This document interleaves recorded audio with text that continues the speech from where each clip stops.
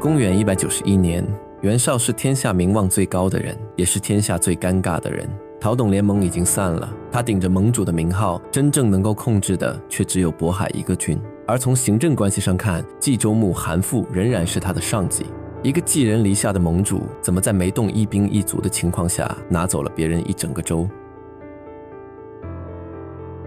联军散场之后，10几路诸侯各回各家，袁绍回到渤海。渤海是冀州下辖的一个郡，这意味着一件很不体面的事。从行政关系上看，冀州牧韩馥是袁绍的上级，韩馥是袁家的故吏，他当初被董卓任命为冀州牧，那时没人在意这个位置，因为冀州远离洛阳，战略价值不高。但联军散场之后，局势完全变了，关东不再有共同目标，每个人开始低头看自己脚下的地盘，冀州突然变成了最肥的肉。冀州人口密集，粮食充足，又连接幽州、并州与中原。后来韩馥的部下劝他不要让州食，甚至声称冀州带甲100万，谷之10年。这个数字带有劝谏式夸大实力的色彩，不能当成精确统计，但它至少说明韩馥手里的冀州并不是一块守不住的空地，他有军队，有粮食，也有继续抵抗的条件。谁控制冀州，谁就拥有北方最重要的兵源和粮仓之一。袁绍看到了这一点，韩馥也看到了。韩馥开始警觉，他减少了对袁绍的粮草供应，派人盯住渤海的动向。之前联盟时期，他还能容忍袁绍在自己地盘上做盟主，现在联盟没了，这个人凭什么还留在我的冀州？袁绍的处境很清楚，他有名望，有追随者，有4世3公的袁氏招牌，但他没有地盘。联盟时期，他靠声望号令天下，现在联盟没了，声望不能种粮食，也不能养兵，如果不拿到一块真正属于自己的根据地，他很快就会从盟主变成流民。他需要冀州，而冀州属于韩馥。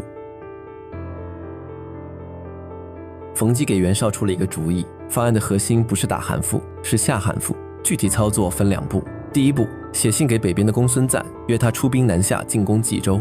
第二步，等韩馥被公孙瓒的军队吓住之后，再派人去劝韩馥，既然你一个人守不住，不如把冀州让给袁绍，袁绍有能力替你挡住公孙瓒。袁绍采纳了，他写了那封信。公孙瓒也正想把势力伸向冀州，他接到袁绍的信，立即率军南下。史书记载，公孙瓒表面仍然打着讨伐董卓的旗号，真正的目标却已经转向韩馥。韩馥派兵抵挡，战事不利，冀州北面的军事压力迅速逼近邺城。消息一封接一封送进城中，韩馥慌了。他看到的局面是，北边有公孙瓒的军队压过来，袁绍也随时可能进入冀州，两股力量一旦同时动手，他就会陷入两面受敌。但公孙瓒南下正是袁绍主动引来的，袁绍不能完全控制公孙瓒接下来会走多远，却可以利用这支军队给韩馥制造恐惧。韩馥眼中的两面夹击是袁绍有意促成的局面。公孙瓒南下，韩馥出战不利之后，袁绍开始执行计划的第2步，他派外省高干和荀臣等人进入邺城，游说韩馥。荀臣没有直接要求韩馥交出冀州，而是连续问了3个问题。第一问，论宽仁大度，让天下人归附，你比得上袁绍吗？韩馥说比不上。第二问，论临危决断，智勇过人，你比得上袁绍吗？韩馥说比不上。第三问，论累世积累的恩德与名望，你比得上袁绍吗？韩馥第3次回答比不上。3个比不上之后，荀臣说出了真正的结论：公孙瓒已经率军南下，袁绍的军队也可能进入冀州。与其等到2支军队同时动手，不如主动把冀州交给袁绍，这样既能得到让贤的名声，也能让袁绍替韩馥挡住公孙瓒。韩馥动摇了，但他的部下并没有全部沉默。长史耿武、别驾闵纯和骑都尉沮授等人一起反对，他们的话很直接：冀州有兵有粮，袁绍现在仍然是一支需要韩馥供应军粮的客军，只要停止供应，关闭城门，袁绍的队伍很可能自行瓦解。更重要的是，韩馥手中确实还有能够作战的军队。赵福、程缓听说韩馥准备让周带着1万名强弩兵赶回冀州，请求出兵抵抗袁绍，韩馥还是拒绝了。他说，我本来就是袁氏故吏，才能也确实不如本初，量德让贤是古人所称道的事，你们不要再说了。他随后离开州幕府，让儿子把印绶送给袁绍。演义在这里增加了一场更激烈的冲突。小说写耿武、关纯埋伏在袁绍进入冀州的路上，试图刺杀袁绍，最后分别被颜良、文丑斩杀。正史没有颜良、文丑在这里杀人的记载。资治通鉴记载，袁绍将要进入冀州时，耿武、闵纯持刀阻拦，最后被袁绍处死。不同版本的具体人物和过程并不完全相同，但结果没有改变。韩馥明明还有军队，还有粮食，还有愿意替他抵抗的人，他最后放弃的不只是一枚州牧印信，而是所有继续抵抗的可能。冀州就这样换了主人。袁绍进入邺城，正式接管冀州全部军政事务。韩馥得到一个新头衔——奋威将军。没有军队，没有辖地，没有实际权力，他的部下、他的兵、他的粮仓，一夜之间全部归了袁绍。后来，袁绍任命的督官从事朱汉带兵包围了韩馥的住所。朱汉过去曾经受到韩馥轻视，心里一直怀有怨恨。他又想通过伤害旧主人向袁绍表示忠诚。士兵冲入韩馥家中，抓住他的长子，打断了2条腿。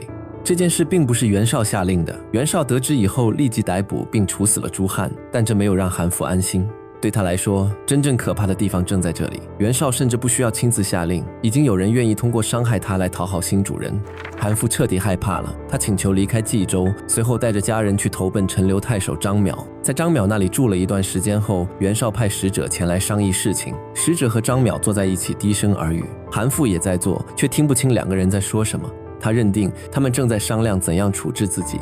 韩馥站起来，走进茅厕，从怀里取出一把裁纸用的书刀，割开了自己的喉咙。一个曾经统治100万人口、坐拥北方最富庶之州的人，死在茅厕里，手里只有一把书刀。这是割据时代的第一课，也是最残酷的一课。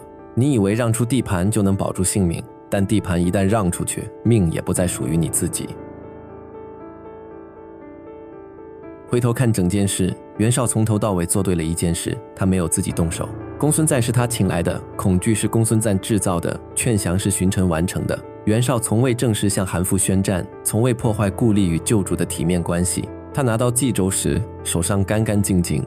这是一次经典的借刀操作，借公孙瓒的兵切开韩馥的胆。但这件事之所以成功，关键不在袁绍的计谋，而在韩馥这个人的处境。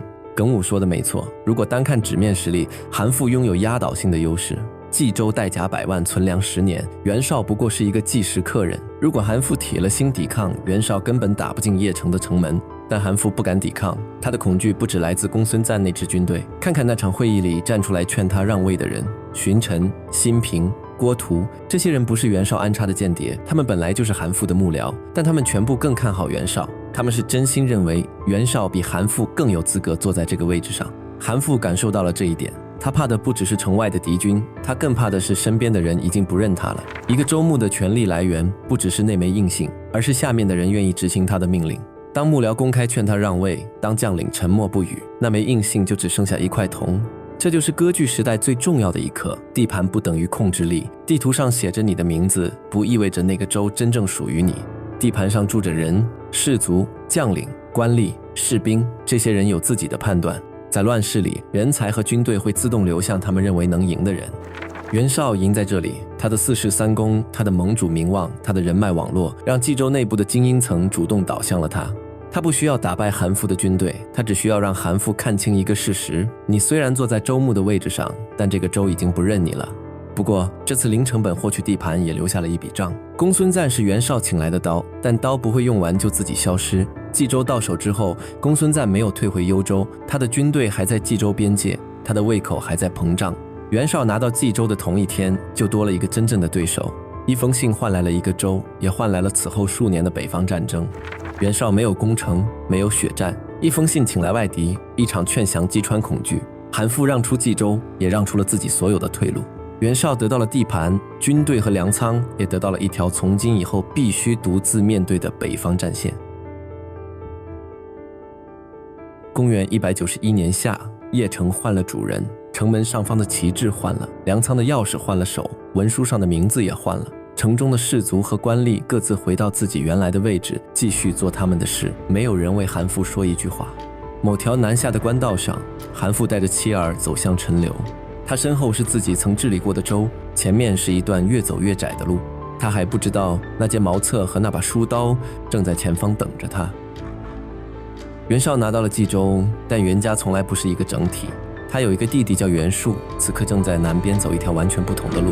4世3公的招牌背后，兄弟之间的裂缝即将变成一道无法修复的断层。